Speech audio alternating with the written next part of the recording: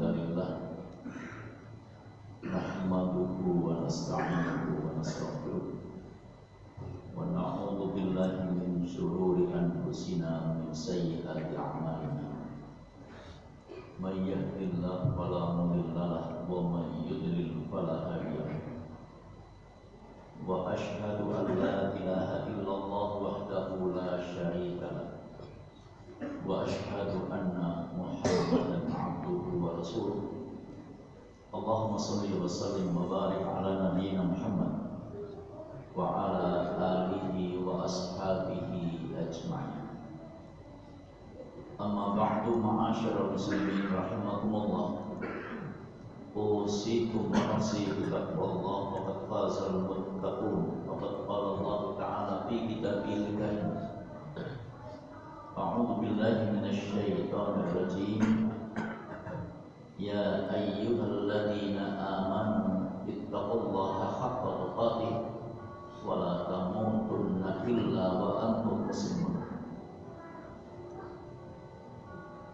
Jamaah Jumat rahimakumullah, seperti biasanya mengawali khutbah Jumat di siang hari ini, terlebih dahulu kami ingin mengajak kepada para jamaah, khususnya kepada diri kami sendiri. Marilah kita sekalian terus berupaya meningkatkan iman dan takwa kita kepada Allah Subhanahu wa Ta'ala dengan melaksanakan perintah-perintahnya dan menjauhi segala macam bentuk larangannya dimanapun, kapanpun, dalam situasi dan kondisi apapun. Baik dikala kita sedang di masjid atau di luar masjid, baik dikala kita lagi sendirian atau di saat kita berteman, marilah kita sekalian terus berupaya meningkatkan iman dan takwa kita kepada Allah Subhanahu wa Ta'ala dengan mensyukuri atas limpahan rahmat dan nikmatnya yang diberikan kepada kita, yang besar ataupun yang kecil, yang tampak atau yang tidak tampak. Allah menegaskan dalam firman-Nya yang sekaligus ini merupakan janji kepada seluruh hamba-Nya yang pandai bersyukur. Wa idza ta'adzana rabbukum la in syakartum la azidannakum, dan Tuhanmu mengumumkan, Tuhanmu memberitahukan kepada kamu sekalian, la in syakartum, sungguh jika kamu bersyukur, la azidannakum, tentu aku akan tambahkan nikmatku kepadamu. Kemudian Allah kasih peringatan keras, wala in kafartum inna adzabi lasyadid.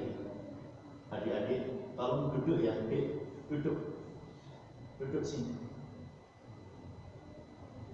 Kalau keluar, biar tidak ganggu. Wala in kafartum inna adzabi lasyadid. Sungguh jika kamu kufur, ketahuilah sesungguhnya azabku sangat pedih. Para jamaah sekalian rahmatullah, oleh karena itu sekali lagi patut kita bersyukur kehadirat Allah atas nikmat yang Allah berikan kepada kita dengan cara melaksanakan apa yang diperintahkan dan menjauhi segala macam bentuk larangan. Jangan sampai kemudian kita termasuk kategori orang yang kufur nikmat. Sejarah telah banyak mencatat orang yang kufur nikmat mendapatkan azab, na'udzubillah. Termasuk kita bersyukur kehadirat Allah Subhanahu wa Ta'ala, kita diberi kesempatan oleh Allah hidup di tahun 2020 ini. Kesempatan yang Allah berikan kepada kita menata diri, menata keluarga, agar kita menjadi generasi-generasi yang baik di dunia maupun juga di akhirat. Para jamaah sekalian rahmatullah, kesempatan hidup di tahun 2020 bagi kita orang-orang yang beriman harus menjadi pelajaran penting bagi kita. Di kesempatan inilah para jamaah sekalian rahmatullah, kita sekalian bisa memanfaatkan diri untuk memperbaiki diri, menata diri sebagai hamba Allah yang beriman, dan sekaligus juga keluarga kita agar ke depan sekali lagi menjadi orang-orang yang baik di sisi Allah di dunia wal akhirat. Karena kita selalu mendambakan sebagaimana doa orang-orang yang soleh yang dihaturkan kehadirat Allah yang diabadikan dalam Al-Quran, Rabbana hab lana min azwajina wa dhurriyyatina qurrata a'yunin waj'alna lil muttaqina imama. Ini adalah doanya orang-orang yang soleh. Setiap orang yang soleh, orang yang taat dan patuh kepada Allah, pasti dalam doanya terselip doa mohon supaya dirinya, keluarganya menjadi orang-orang yang bertakwa, yang diabadikan oleh Allah dalam surat Al-Furqan ayat nomor 74. Rabbana hab lana min azwajina, wahai Tuhan kami anugerahkan kepada kami min azwajina. Kalau yang berdoa itu seorang suami, ya Allah anugerahkan kepada kami istri yang soleh. Kalau yang berdoa istri, ya Allah anugerahkan kepada kami suami yang soleh.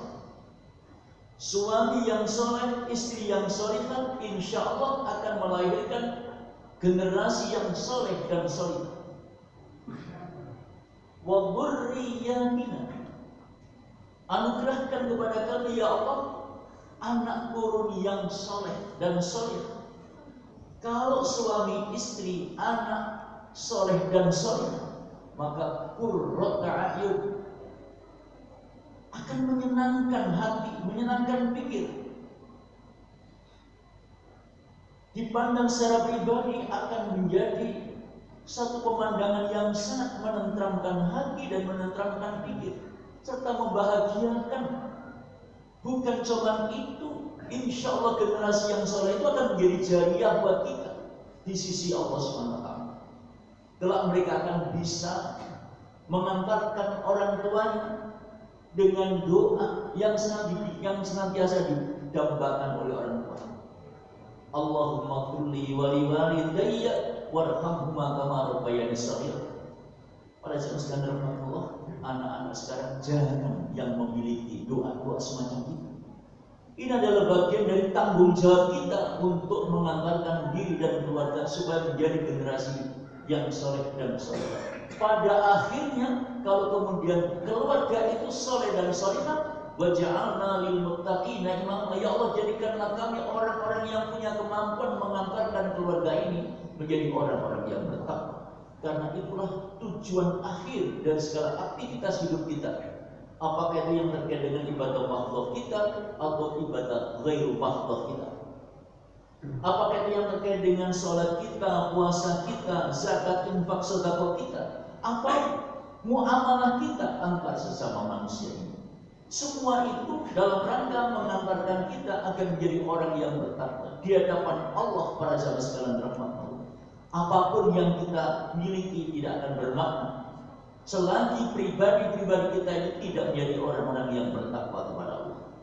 Karenanya para sahabat sekalian rahmat Allah, maka lebih-lebih ketika kita sama-sama merasakan betapa hidup di era seperti sekarang ini sungguh tantangannya sangat berat bagi kita sebagai orang tua untuk bisa mengantarkan diri dan keluarga, menyelamatkan diri dan keluarga agar tidak terpengaruh faktor lingkungan yang datang setiap saat di tengah-tengah kehidupan ini.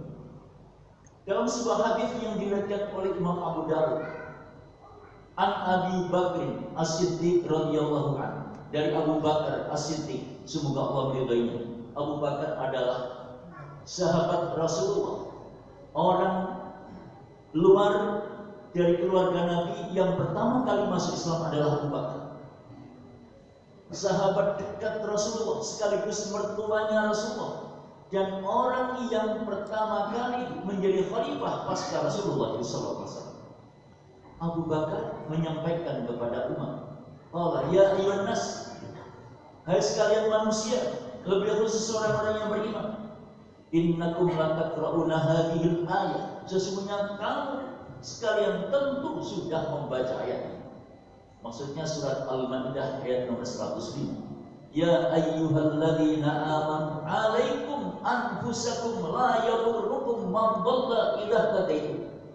Hai orang-orang yang beriman, ini ayat khusus ditujukan oleh Allah kepada seluruh hambanya yang menyatakan beriman, yaitu beriman kepada Allah, beriman kepada Rasulullah SAW, beriman kepada hari akhir, membenarkan kitab-kitab Allah, membenarkan syariat Allah. Jadi orang-orang yang beriman kepada Allah itu adalah orang yang membenarkan syariat Allah, orang yang membenarkan Rasulullah SAW sebagai utusan Allah, orang yang membenarkan dunia ini akan berakhir yang secara umum disebut dengan kiamat, dan seterusnya. Allah ingatkan kepada setiap orang yang beriman.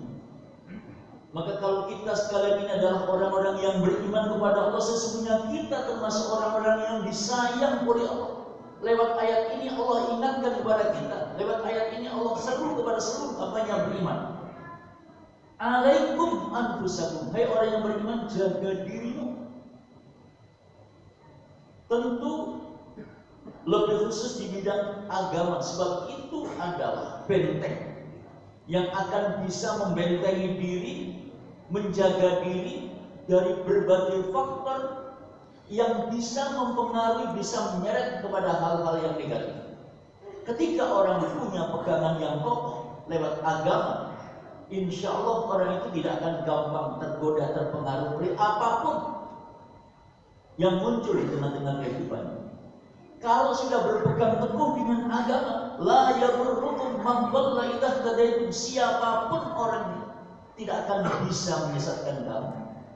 Siapapun orangnya tidak akan bisa menjerumuskan kamu ke dalam hal-hal yang membahayakan hidup. Lalu Abu Bakar melanjutkan, wa inni sami'tu Rasulullah sallallahu alaihi wasallam, karena sesungguhnya aku mendengar Rasulullah sallallahu alaihi wasallam bersabda,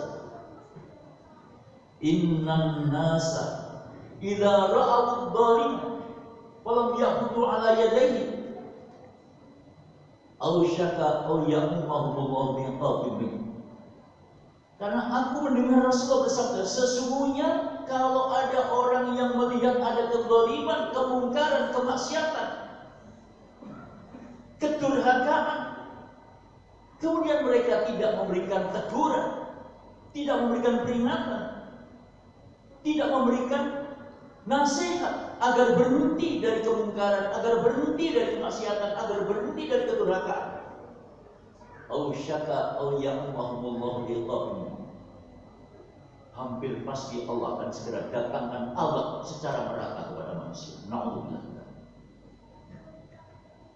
Pada zaman sekalian rahmatullah, bukti sudah terlalu banyak di tengah-tengah kehidupan ini. Ketika orang itu bergelimang dengan dosa-dosa, dengan kemaksiatan, dengan kedurhakaan, maka pada zaman sekalian rahmatullah, bala bencana yang ada. Jangan dikira yang namanya banjir itu hanya sekedar banjir melulu. Itu harus difahami bahwa di balik itu mesti ada skenario Allah untuk memberikan peringatan kepada manusia yang berbuat zalim, yang bergelimang dengan dosa-dosa, yang bergelimang dengan kemaksiatan, kedurhakaan, yang mengabaikan syariat Allah.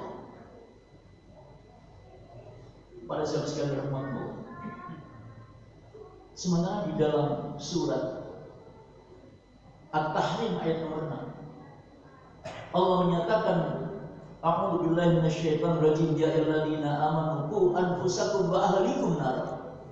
Hai orang-orang yang beriman, jaga dirimu, jaga pula keluargamu, bukan hanya diri kita sendiri tapi keluarga kita juga. Kalau di surat Al-Maidah 105 tadi hanya kepada orang-orang yang beriman, seolah-olah terbatas di situ. Tapi sesungguhnya orang yang beriman itu punya tanggung jawab moral, bukan hanya kepada dirinya, tapi juga kepada keluarganya. Turunkan surat At-Tahrim ayat nomor 6 ini. Umar bin Al-Khattab radhiyallahu anhu bertanya kepada Nabi, Anna Umar qala, ya Rasulullah, naqi anfusana fa kaifa lana bi ahlina? Umar bertanya kepada Nabi Sallallahu Alaihi Wasallam, wahai Rasulullah, kami bisa menjaga diri kami, tapi bagaimana kami bisa menjaga keluarga kami? Allah alaihi salam. Maka Rasulullah kemudian menjelaskan kepada Umar, tanhaunahunna amma nahakumullahu anhuma. Kalau kamu melihat keluargamu ada tanda-tanda menyimpang, berbuat dosa, berbuat maksiat, durhaka kepada Allah, segera cegah. Jangan biarkan mereka itu bergelimang dengan dosa. Jangan biarkan mereka itu bergelimang dengan kemaksiatan. Jangan biarkan mereka itu durhaka kepada Allah.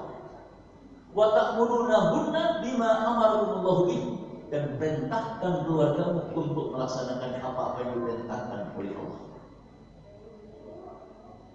Fa yakunu dzalika bainahum wa bainan nar, biqayatun bainan nar. Fa yakunu dzalika biqayatun bainahum wa bainan nar. Yang demikian itu akan menjadi benteng bagi mereka untuk menyelamatkan mereka dari api neraka.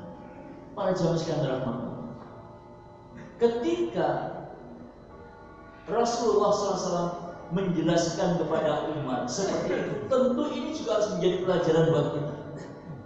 Sebagai orang tua, orang-orang yang beriman, bukan saja kita harus menyelamatkan diri kita dari azab Allah, tetapi tanggung jawab kita juga kepada keluarga. Sebab ketika nanti kita membiarkan mereka, maka yang akan diganggu terlebih dahulu adalah orang tua. Maka jangan main-main kita sebagai orang tua untuk membiarkan anak-anak kita tanpa mengenal agama. Jangan biarkan anak-anak kita tanpa mengenal petunjuk-petunjuk Allah dan Rasulnya. Sebab ketika mereka kita biarkan, maka kita berarti telah merelakan generasi kita, anak-anak kita terjerumus ke dalam neraka. Na'udzubillah dari. Karenanya para jamaah sekalian rahmatullah, lantas bagaimana cara kita ini mendidik anak-anak kita, keluarga kita agar selamat dari azab Allah itu? Merujuk kepada surat Luqman. Allah mengabadikan nama Luqman di dalam Al-Quran untuk menjadi ibrah, pelajaran buat kita orang-orang yang hidup sesudahnya. Ada 4 materi pokok yang bisa kita rangkum pelajaran Luqman yang disampaikan kepada anaknya mulai ayat nomor 12 sampai dengan ayat nomor 13. Yang pertama, Luqman ketika mendidik keluarganya, anak-anaknya dengan memberikan nasihat, ya bunayya la tusyrik billah. Hai anakku, jangan kalian berbuat syirik kepada Allah. Ini materi pertama dan utama. Tauhidan adalah fondasi pertama dan utama.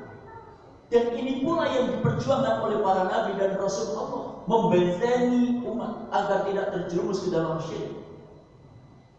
Para jamaah sekalian rahmatullah, pertanyaannya, pernahkah kita meniru seperti Luqman ketika memberikan wasiat, ketika memberikan nasihat kepada anaknya, ya bunayya la tusyrik billah. Hai anakku, janganlah kalian berbuat syirik kepada Allah. Inna syirka la zulmun azim, karena sesungguhnya syirik itu kezaliman yang sangat besar. Para jamaah sekalian rahmatullah, ketika seorang bapak, ketika orang tua tidak mengenalkan pendidikan ketauhidan kepada anak, maka itu berarti membiarkan anak terjerumus ke dalam kemusyrikan. Alhamdulillah. Karena pada jamaah sekalian rahmatullah, kita perlu kasih pelajaran kepada mereka, kepada diri kita, kepada mereka. Lalu materi yang kedua, yaitu materi tentang akhlak. Wa wassaynal insana biwalidayhi hamalathu ummuhu wahnan ala wahnin wa fisaluhu fi amain nishkurli wa liwalidayka ilayyal masir. Pendidikan tentang akhlak. Akhlak ini implementasi daripada ketauhidan. Akhlak merupakan perwujudan nyata dari keimanan. Nabi mengatakan akmalul mu'minina imanan ahsanuhum khuluqan.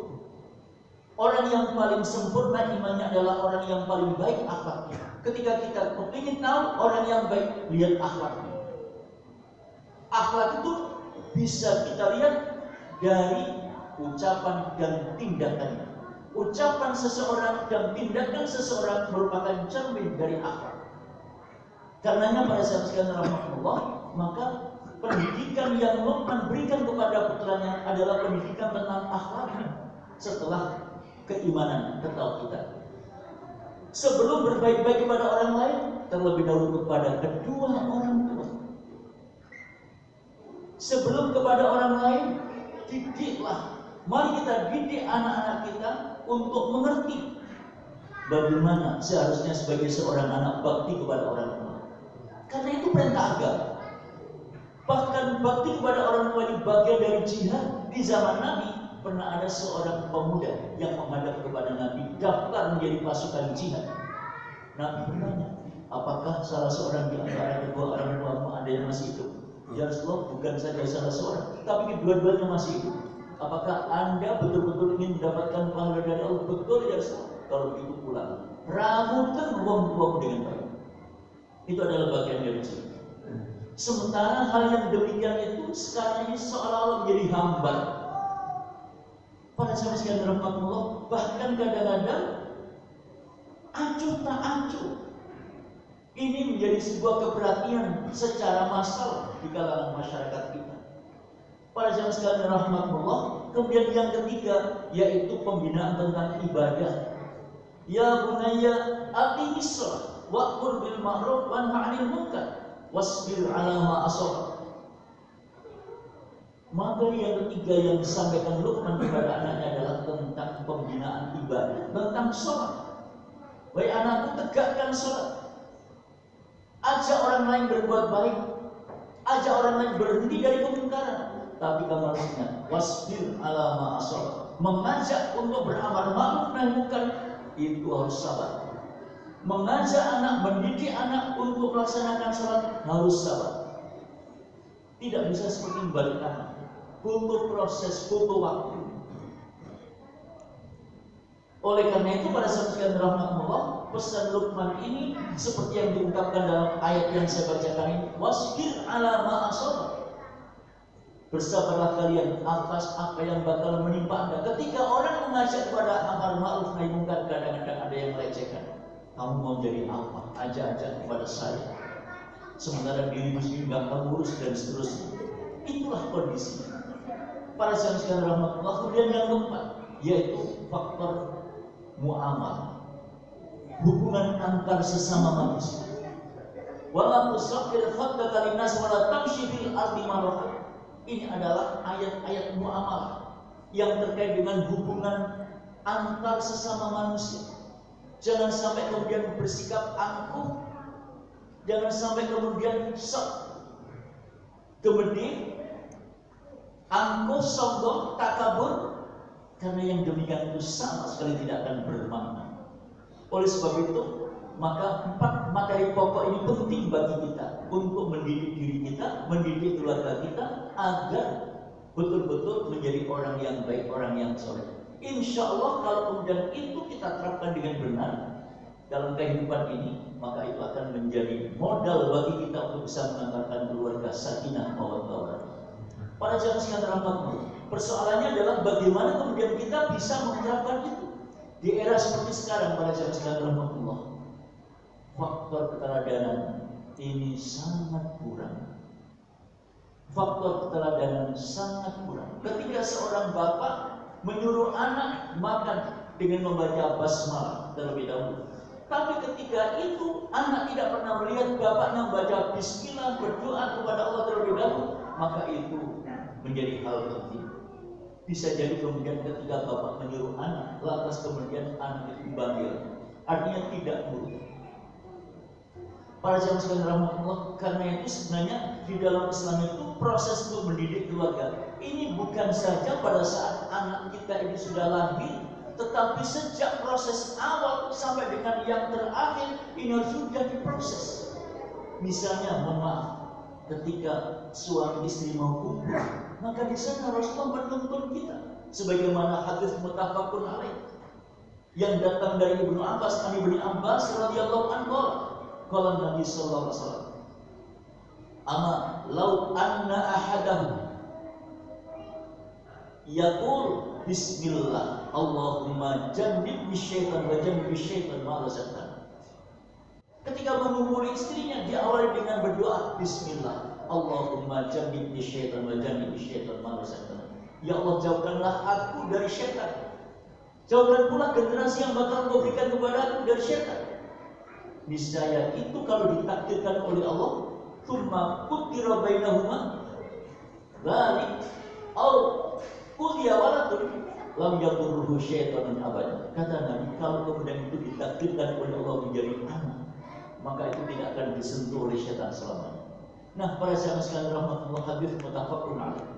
Karenanya dari sini dapat kita ambil sebagai sebuah pelajaran bahwa sesungguhnya memproses menjadi generasi yang soleh, keluarga yang baik itu tidak ujuk-ujuk, tapi harus melalui awal. Diproses dari awal.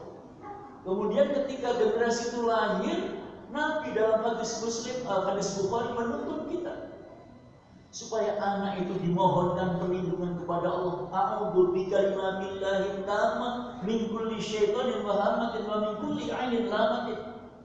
Aku berlindung kepada Allah dengan firman-Nya yang sempurna dari tipu daya syaitan yang terkutuk dan segala macam bentuk penggoda dan gangguan yang jahat. Sebab setiap anak yang berlahir, kata Nabi dalam hadis Bukhari, disentuh oleh syaitan. Itulah sebabnya dibentengi dengan memohon kepada Allah supaya anak itu diberi keselamatan dari budaya syaitan yang terkutuk. Sebab setiap anak yang lahir itu dalam keadaan fitrah, bersih dari salah dan dosa. Sebagaimana dalam hadis Qudsi riwayat Muslim, qala Rasulullah sallallahu alaihi wasallam, qala Allah azza wa jalla, inni khalaqtu ibadi hunafa'a faja'atuhum syayatin fastalathum an dinihim. Allah azza wa jalla berfirman, sesungguhnya aku ciptakan hamba-hamba itu semua bertauhid, semua beragama Islam. Begitu lahir, kemudian syaitan berdatangan untuk memalingkan akidah mereka, keimanan mereka agar menyimpang dari akidah Islam. Nah, ini para sahabat sekalian rahmatullah memberikan pelajaran kepada kita. Maka kemudian Nabi mengatakan, kullu mauludin yuladu 'alal fitrah fa abawahu yuhawidani ayunasirani ayumajisani. Tiap anak yang baru lahir itu dalam keadaan bersih dari dosa, dari salah, maka kemudian bergantung kedua orang tuanya, mau dijadikan Yahudi, Nasrani atau Majusi, ini tergantung orang tua. Sementara seorang sosiolog Islam, Dr. Ali Saryadi mengatakan ada 5 faktor yang bisa mempengaruhi perkembangan seseorang. Yang pertama faktor ibu, yang kedua faktor bapak, yang ketiga faktor tempat pendidikan, yang keempat faktor lingkungan, dan yang kelima faktor budaya. Para jamaah sekalian rahmatullah, ketika orang tua di rumah mendidik sudah baik, kemudian orang tua menempatkan tempat pendidikan anaknya tidak seirama dengan di rumah, tidak mustahil akan terjadi perubahan, akan terjadi pergeseran. Ketika di rumah dan di pendidikannya sudah baik, tapi lingkungannya yang tidak mendukung, tidak mustahil lingkungan itu yang akan menggeser. Ketika di rumah pendidikannya baik, tempat pendidikannya baik, lingkungannya baik, budaya. Sementara sekarang ini pada saat sekalian rahmatullah, pengaruh HP luar biasa.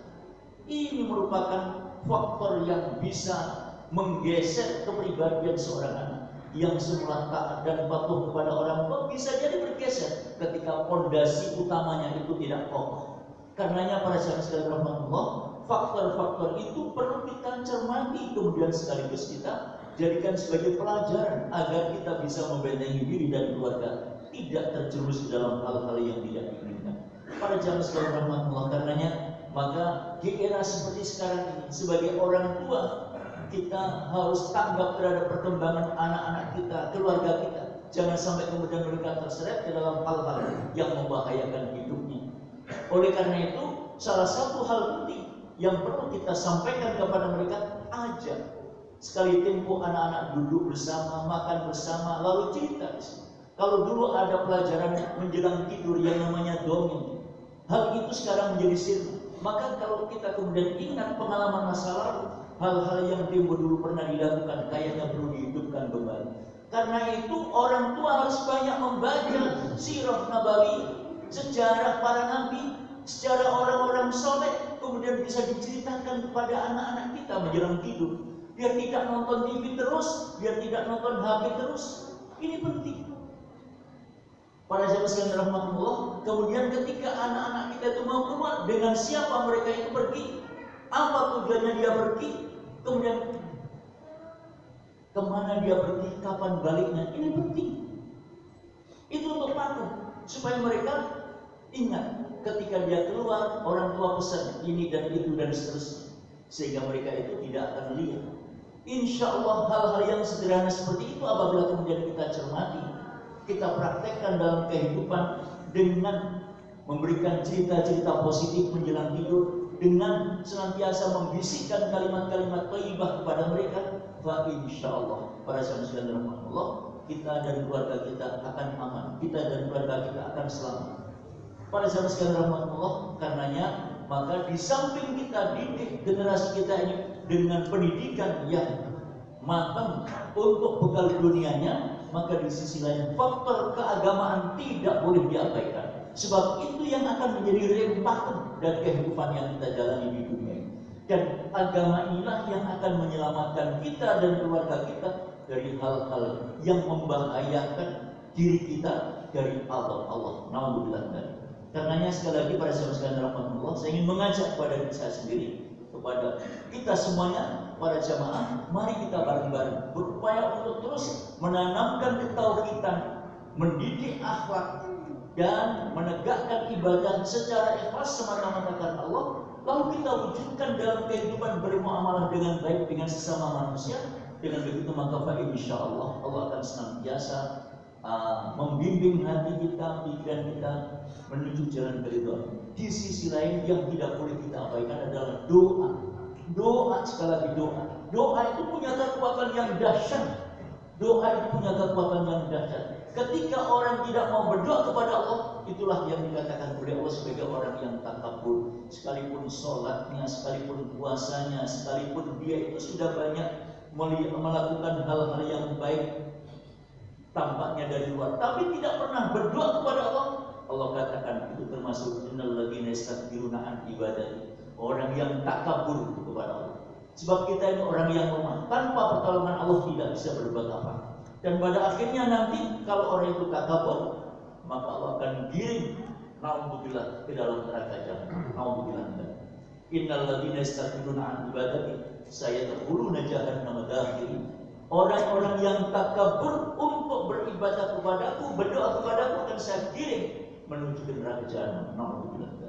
Para sahabat sekalian Allah, mudah-mudahan Allah senantiasa kuatkan kita, keluarga kita, membimbing hati, pikiran dan langkah kita menuju agama Allah yang lurus. Sebab itulah bekal kita di dunia dan bekal kita di akhirat. Lebih khusus kepada kita yang umurnya sudah diambang batas, mau kemana lagi kita? Tunggu apa lagi kita? Ingat kematian itu, kemanapun kita lari. Qul innal mautal ladzi tafirruna minhu fa innahu mulaqikum. Kematian yang kamu lari daripadanya, maka kematian itu akan tetap mendatangi kamu. Dan ini semua pasti terjadi pada kita. Karenanya pada saat sekalian rahmatullah, kita tidak akan bisa menghindar. Dan kalau kita sudah mati, maka terakhir kita akan menghadap kepada Allah. Di sana Allah akan memberikan info kepada kita, dulu kamu di dunia begini, ini balasannya, dan seterusnya. Mudah-mudahan sedikit yang saya sampaikan ada guna dan manfaat. Kurang lebihnya mohon maaf. Aqul qouli hadza wa astaghfiruhu innahu ghafurur rahim.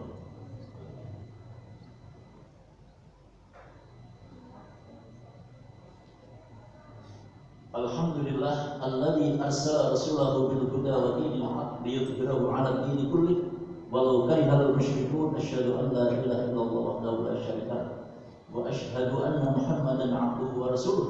Allahumma shalli wa sallim wa barik ala nabiyyina Muhammad wa ala alihi wa ashabihi ajma'in. Amma ba'd.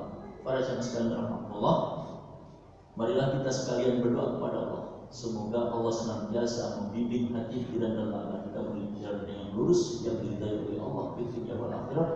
Semoga Allah selamatkan diri kita dan keluarga kita dari hal-hal yang membahayakan hidup di dunia dan akhirat.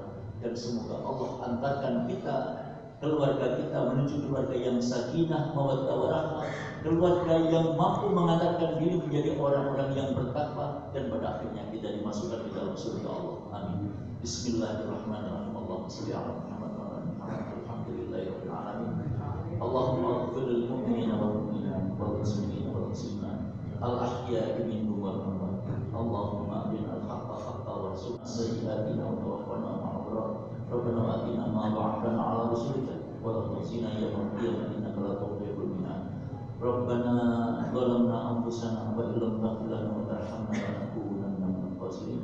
Rabbana la tu'akhidhna in nasina aw akhtana. Rabbana wa la tahmil 'alaina isran kama hamaltahu 'alal ladzina min qablina.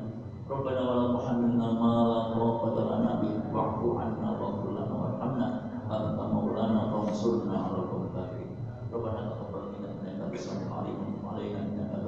rahim. Rabbana hab lana min azwajina wa dhurriyyatina qurrata a'yunin waj'alna lil muttaqina imama. Rabbana atina min ladunka rahmah wa hayyi' lana min amrina rasyada. Rabbana afrigh 'alaina sabran wa thabbit